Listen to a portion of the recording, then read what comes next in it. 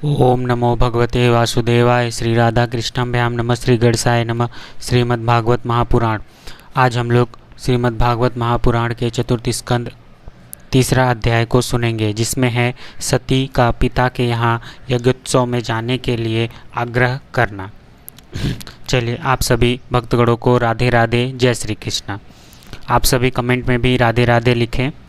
चलिए स्टार्ट करते हैं। श्री मैत्रेय जी कहते हैं, विदुर जी, इस प्रकार उन ससुर और दामाद को आपस में बैर विरोध रखते हुए बहुत अधिक समय निकल गया। इसी समय ब्रह्मा जी ने दक्ष को समस्त प्रजापतियों का अधिपति बना दिया। इससे उसका गर्व और भी बढ़ गया।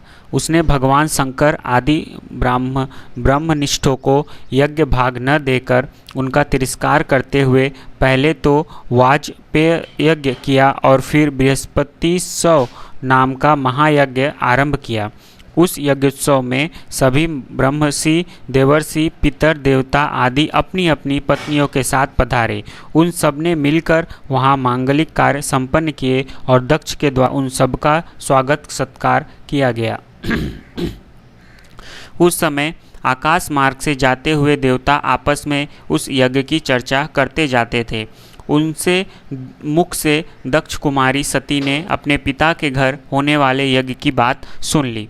उन्होंने देखा कि हमारे निवास स्थान कैलाश के पास से होकर सब ओर से चंचल नेत्रों वाली गंधर्व और यक्षों की स्त्रियां चमकीले कुंडल और हार पहने खूब सज धज कर अपने अपने पतियों के साथ विमानों पर बैठी उस यज्ञोत्सव में जा रही है।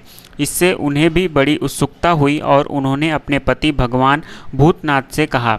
सती ने कहा, वामदेव, सुना है इस समय आपके ससुर दक्ष प्रजापति के यहाँ बड़ा भारी यज्ञोत्सव हो रहा है। देखिए, ये सब देवता वहीं जा रहे हैं। यदि आपकी इच्छा हो तो हम भी चलें। इस समय अपने आत्मियों से मिलने के लिए मेरी बहनें भी अपने अपने पतियों के सहित वहां अवश्य आएंगी। मैं भी चाहती हूं कि आपके साथ वहां जाकर माता पिता के दिए हुए गहने, कपड़े आदि उपहार स्वीकार करूं। वहां अपने पतियों से सम्मानित बहनों, मौसियों और स्नेहार्दया जननी को देखने के लिए मेरा मन बहुत दिनों से उत्सुक है। कल्याणमय इसके सिवा वहाँ महर्षियों का रचा हुआ श्रेष्ठ यज्ञ भी देखने को मिलेगा। अजन्मा प्रभु, आप जगत की उत्पत्ति के हेतु हैं।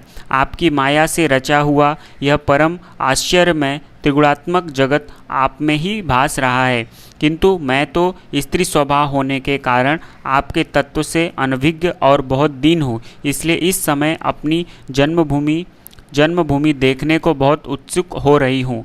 जन्म रहित नीलकंठ, देखिए, इनमें कितनी ही स्त्रियां तो ऐसी हैं जिनका दक्ष से कोई संबंध भी नहीं है, फिर भी वे अपने अपने पतियों के सहित खूब सज धज कर झुंड की झुंड वहाँ जा रही है। वहाँ जाने वाली इन देवांगनाओं के राजहंस के समान श्वेत विमानों से आकाश मंडल कैसा सुशोभित हो रहा है। सुरश्रेष्ठ ऐसी अवस्था में अपने पिता के यहाँ उत्सव का समाचार पाकर उसकी बेटी का शरीर उसमें सम्मिलित होने के लिए क्यों न छटपटाएगा। पति, गुरु और माता पिता आदि सुहृदों के यहाँ तो बिना बुलाए भी जा सकते हैं। अंतः देव, आप मुझ पर प्रसन्न हो। आपको मेरी यह इच्छा अवश्य पूर्ण करनी चाहिए। आप बड़े करुणामय हैं, तभी तो परम ज्ञानी होकर भी आपने मुझे अपने आधे अंग में स्थान दिया है। अब मेरी इस याचना पर ध्यान देकर मुझे अनुग्रहित कीजिए। श्री मैत्रेय जी कहते हैं, प्रिया सती के इस प्रकार प्रार्थना करने पर अपने आत्मियों का प्रिय करने वाले भगवान शंकर को दक्ष प्रजापति के उन मर्मभेदी दुर्वचन रूप वाणों का स्मरण हो आया, जो उन्होंने समस्त प्रजापतियों के सामने कहे थे। तब वे हंसकर बोले। भगवान शंकर ने कहा, सुंदरी, तुमने जो कहा कि अपने बंधुजन के यहाँ बिना बुलाए भी जा सकते हैं, सो तो ठीक ही है, किंतु ऐसा तभी करना चाहिए जब उनकी दृष्टि अतिशय प्रबल देहाभिमान से उत्पन्न हुए मद और क्रोध के कारण दोष द्वेष से युक्त न हो गई हो।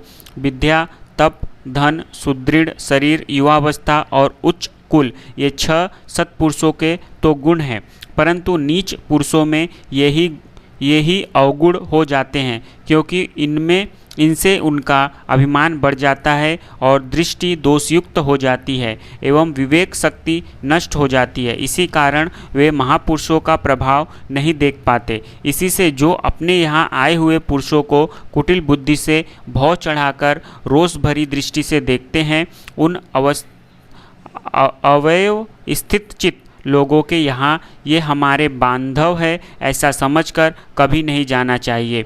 देवी शत्रुओं के वाणों से विंध जाने पर भी ऐसी व्यथा नहीं होती जैसी अपने कुटिल बुद्धि स्वजनों के कुटिल वचनों से होती है, क्योंकि बाणों से शरीर छिन्न भिन्न हो जाने पर तो जैसे तैसे निद्रा आ जाती है, किंतु कुवाक्यों से मर्मस्थान विद्ध हो जाने पर तो मनुष्य हृदय की पीड़ा से दिन रात बेचैन रहता है। सुंदरी, अवश्य ही मैं यह जानता हूँ कि तुम परमोन्नति को प्राप्त हुए दक्ष प्रजापति को अपनी कन्याओं में सबसे अधिक प्रिय हो, तथापि मेरी आश्रिता होने के कारण तुम्हें अपने पिता से मान नहीं मिलेगा, क्योंकि वे मुझसे बहुत जलते हैं। जीव की चित्त वित्त के साक्षी अहंकार शून्य महापुरुषों की समृद्धि को देखकर जिसके हृदय में संताप और इंद्रियों में व्यथा होती है, वह पुरुष उनके पद को तो सुगमता से प्राप्त कर नहीं सकता, बस दैत्यगण जैसे श्री हरि से द्वेष मानते हैं वैसे ही उनसे कुढ़ता रहता है। सुमध्य से तुम कह सकती हो कि आपने प्रजापतियों की सभा में उनका आदर क्यों नहीं किया। सो ये सम्मुख जाना, नम्रता दिखाना, प्रमाण करना आदि क्रियाएं तो लोक व्यवहार में परस्पर की जाती है, तत्वज्ञानियों के द्वारा बहुत अच्छे ढंग से की जाती है। वे अंतर्यामी रूप से सबके अंतःकरणों में स्थित परम पुरुष वासुदेव को ही प्रमाण आदि करते हैं।